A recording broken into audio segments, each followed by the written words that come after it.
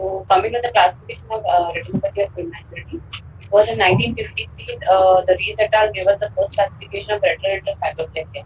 Then in 1984, the International Committee of ROP gave us the first classification, which described the location, extent, stages up to stage 4, and the plus disease.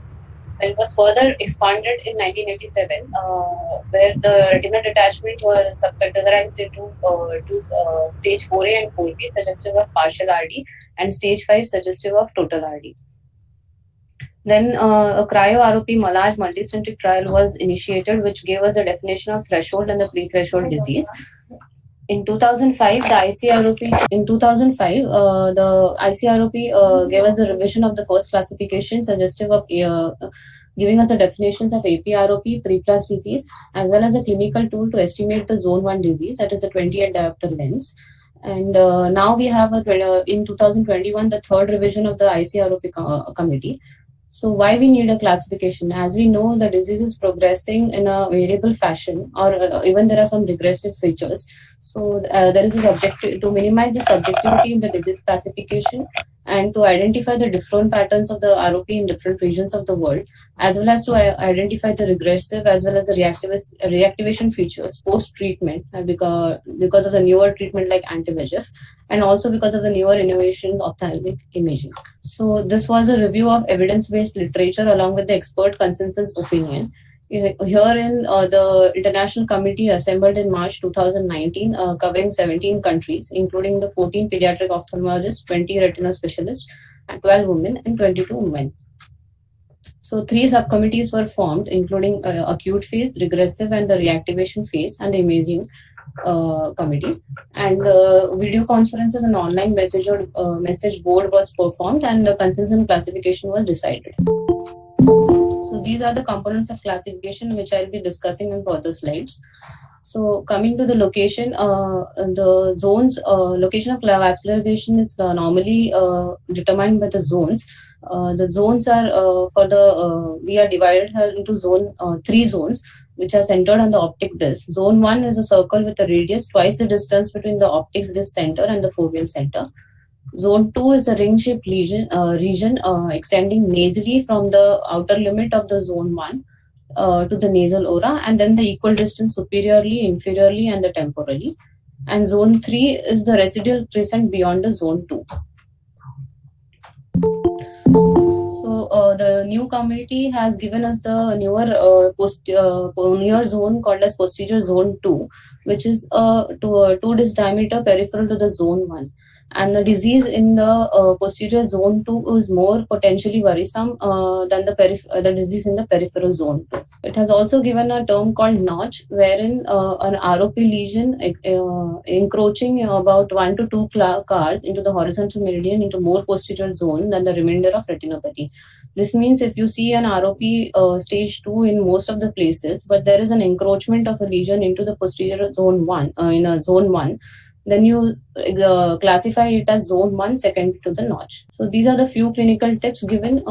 Zone 1 is, as we have already know, that the 28 diopter lens, when you keep it at the nasal edge of the disc at one side of the view, the temporal edge of the view is the temporal limit of the zone 1. If you want to consider ROP in zone 3 only, then you have to see that the nasal retina has been vascularized to the aura, and there is no ROP in the nasal to most quadrants of the retina. The extent has been classified using the 30 degree sectors. Each has been divided into 12 clock hours. The 3 o'clock is in nasal in the right eye and temporal in the left eye, and 9 o'clock is temporal in the right eye and nasal in the left eye. So coming to the stages, when a premature infant, when there is no ROP lesion, only incomplete vascularization has been, the vascularization will be incomplete. So the committee recommends to use a term like incomplete vascularization rather than no ROP or a immature retina, and along with the zone involved. So stages come into picture when we start seeing acute vascular changes at the vascular and the vascular junction. And when there is more than one stage involved in the same eye, always consider the most severe stage.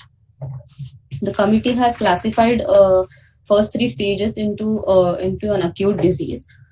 So stage 1 is a demarcation line which is the flat and white within the plane of the retina associated with the abnormal branching posteriorly. So this is the OCT picture of the demarcation line. Stage 2 is the ridge showing where the line gains a volume, that is the width and the height, and it is white and pink in color. And we this is the OCT picture where we can see a focal thickening of the ridge area. And even the some small isolated neovascular tissue can also be seen in stage 2, called as popcorn lesions. These are mainly the precursor to neovascular tissue. In stage 3, this is extraretinal neovascular proliferation, where the neovascularization grows into the ridge edge. In this is the OCT picture showing the extraretinal proliferation. And sometimes you see a flat neovascularization in zone 1 and also in the posterior zone 2 in the absence of obvious ridge and line, and this you should classify into stage 3. So retinal detachment on the stage 4, we have partial RD where it is involving the macula, and the foray is sparing the fovea. So it can be exudative or tractional, and the exudative is after mostly seen after laser within days, and it is convex and localized and self-limited. Tractional is mostly because of the fibrovascular proliferation, and it is concave in nature, and it is associated with vitreous haze. So stage 5 is the total RD.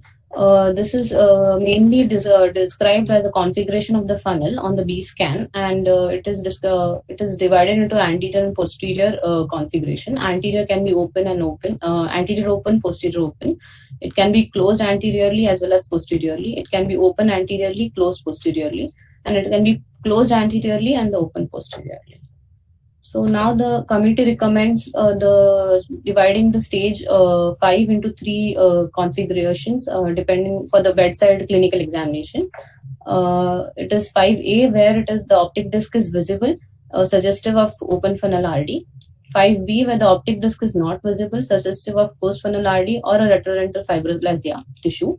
And 5C, which is the combination of 5B stage plus the anterior segment abnormalities, where you see anterior lens displacement, mark age shallowing, and the iridocapsular adhesions. Coming to the plus disease, it was first described in 1984, which indicates the severity of ROP. It is a disease of progressive vascular incompetence stating the dilatation and tortuosity of the vessels, and other signs which are seen as the engorged iris vessels, pupil rigidity, as well as the vitreous haze. In ICROP3, they have recommended to see only the zone 1 vessels to classify it as a plus disease rather than the number of quadrants involved. That was stated in ICROP2. So pre-plus disease, it was first described in 2005. This is also a retinal vascular dilatation and tortuosity which is abnormal, but it is insufficient for the plus disease. So this is a continuous spectrum of vascular severity given from the normal eye to the pre-plus disease to the plus disease, where there is increasing vascular, we see here the increasing vascular tortuosity and the dilatation of the vessels. In APROP, it was first given by ICROP in 2005. That is called as aggressive posterior ROP. It is also called as fulminant or the rush type of ROP.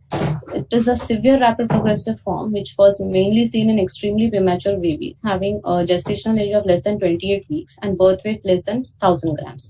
It was mostly seen in zone 1 and posterior zone 2. In this disease, we don't see a normal staging, a sequential staging, and it's very ill-defined and easily overlooked. So, if untreated, we have a very poor outcome and progresses to stage 5 and blindness. So now the committee recommends that we have changed the APROP to AROP, that is aggressive retinopathy of prematurity, as it is also seen in larger preterm infants and beyond the posterior retina. So in this early ROP, you can see a AV shunting, which is posterior to the original border of the vascularized retina. And in extreme cases, there is apparent loss of the entire vascularized retina. If the disease is more posterior, you can also see some thin vessels within the zone 1 in early disease course. Sometimes you can see a flat neovascularization, which is a form of stage 3 ROP also. So these are the examples of AROP, that are the dilated vascular loops and the plus disease. Here we see the diffuse flat extraretinal neovascularization, the Whittham in a patient, and this is the FFA of an infant where we see an extensive CNP areas, but there is no typical ROP lesion. So coming to regression, regression is defined as disease involution and resolution. It was first described in ICROP 2, which is as a failure of progression to next stage. So it can be complete or incomplete. The first signs of regression are mainly vascular, and it is early seen in post anti-VEGF in 1 to 3 days rather than laser and spontaneous regression. So what are the signs? We'll see a decreased plus disease on regression, involution of the tunica vascularis lentis, better pupillary dilatation, greater media clarity, resolution of the hemorrhages, and persistent avascular retina. So what's persistent avascular retina? So it is mainly the incomplete area of vascularization in the periphery or in the posterior retina, and it is also described by its location and extent. Post anti-VEGF peripheral vascular retina has a greater frequency of occurrence and involves a larger area of retina than the spontaneous peripheral vascular retina. So these are the examples of regression of stage 3 ROP. We can see the plus disease has reduced as well as the stage 3 has been reduced post laser in 1 month. This is post anti-VEGF 2 weeks. We can see the tortuosity and the dilatation of the vessels have reduced after 2 weeks.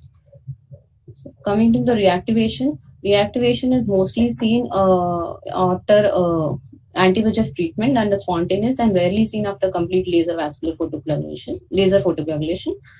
It can be complete or it can be seen after complete or incomplete regression of the original ROP lesion, mostly within 37 to 60 weeks of post-menstrual age, and it is affected by the choice and the dose of the anti-VEGF agent. And mainly it is seen if the re-injections are performed. So this also may not progress to the normal sequence of stages of the acute phase disease. So this can be seen as a new demarcation line. It can be up to stage 3 also. The extraretinal new vessels which we see will be delicate and difficult to visualize along with the hemorrhages. Fibrovascular ridge which can progress to directly first 4 and 5 with a vitreous condensation haze and finally fractional detachment. And also increase in plus or pre-plus disease. So this is also described by its location, zone and the staging, and a modifier reactivated has to be added when you classify the disease.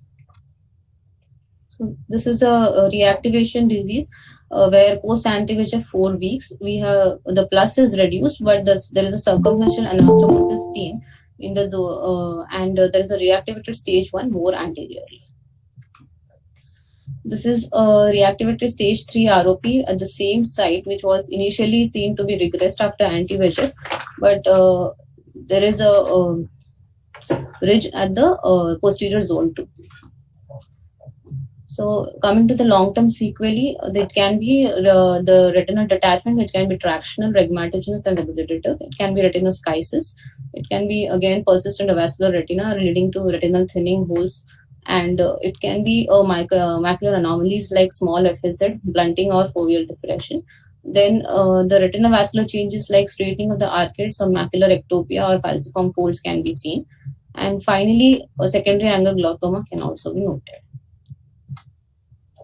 So to conclude, so why we need a proper classification? Basically, to understand the disease, acute phase ROP, its regression as well as reactivation, to make the treatment decisions, to have a proper documentation, to improve the quality and standardization of ROP care worldwide, and also to provide a foundation to research and clinical care. Thank you.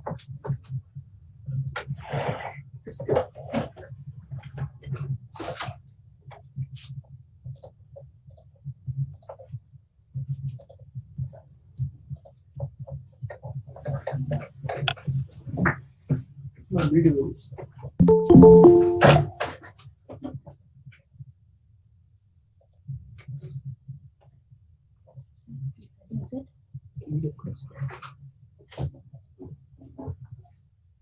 So thank you, Snehal. Yeah, I'm Suguneshwari here. Good evening to all of you. It was a very nice presentation from Dr. Snehal, and she has pointed out very nicely the highlights of all the article. So what we will do is, rather than me discussing, it will be nice if people who would like to ask questions can please ask in the minutes what we have. Those of you who would like to ask any questions, kindly ask. I have one question to Dr. PB sir. Like, I have not actually come across patients who were treated with cryotherapy. So he probably has good experience on babies who have undergone cryotherapy. Sir, can you comment on that, please? Suganeshwari, Yes, sir. we were lucky enough that we didn't have to do cryo. Let Oh, me put it that way. okay, okay, yeah. Well, I can tell you, cryo used to be a very, very painful procedure. So what we used to do those days, like anteriorly cryo and posteriorly laser if disease is to posterior, and there were situation we needed, and then before basically see the things have become easy when ILO came. Previously, though laser was there, but obviously slit lamp delivery is out of question for these babies. So those days we used to open conjunctiva and then do cryo, posterior cryo when you need, particularly posterior zone 2. Okay, and then subsequently once cryo was done, patient will be called after 2 weeks straight for a review. The reason is not like things settle down, because so much of cryo you will not be anyway, you will not be able to open the eye. Will be so much of edema and chemosis. Okay, that was the logic. So, but yes, it used to work, but we did not have choice. And when ILO came, actually, then life became much easier. Okay, and then a lot of publications were there, whether diode or green laser or different wavelength and all those things. But basically, we realized all basically ablation of peripheral retina. But I would say fortunate enough that I didn't have to do cryo with Dr. LG, and yes, we knew like few cases, we followed those, but it's quite a painful procedure, and obviously so extensive cryo. Even laser itself, we know, is difficult for these babies. Doing cryo obviously is a much more difficult job and like traumatic for babies, and most of the time then you need to do under GA. That's the added risk factor. Sir, in this many years, at any point in time, was there any situation where you had to do a cryo because of the visualization not being there, if vitreous hemorrhage was there, and you didn't want to do a vitrectomy, sir? Not really, because most of the time, see, actually the profile of the patient, what we see now is totally different than what we used to see earlier. The aggressive disease, I don't know why, the aggressive disease, what we see now, somehow we never used to see that time. Probably babies were not surviving. That can be a reason. Okay, neonatal care has improved now, so quite early stages, I mean, very low birth weight babies are surviving, and that's why we are seeing a more and more premature, more and more severe disease rather. So spectrum has changed definitely. So it was never used to be that difficult to do laser those days. Sir, what is your current take on, like, now this classification has not included the half zone disease or the hybrid disease? See, there is no end to it. We have to have stop somewhere. And hybrid disease, still lot of people do not want to call it. Yes, PGI group has called it hybrid. Basically, hybrid is nothing but probably combination of one area is different stage, other area is different stage. So it's like if you want to really keep on just chipping around, as far as management point of view, when it's not making much difference. These are isolated group they are talking about, but what Snehal presented, obviously they made things very clear. If disease stage can be different in a different quadrants, and you, whichever is more severe, you call like a label that this is as that stage. I think that makes things simple, because otherwise how many stages and group and you are going to add on?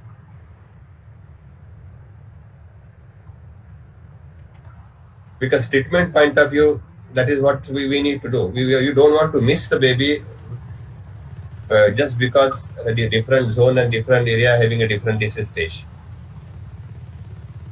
And I think very well clearly defined that whichever is higher stage, you put that stage as define the disease at that stage, and accordingly treat.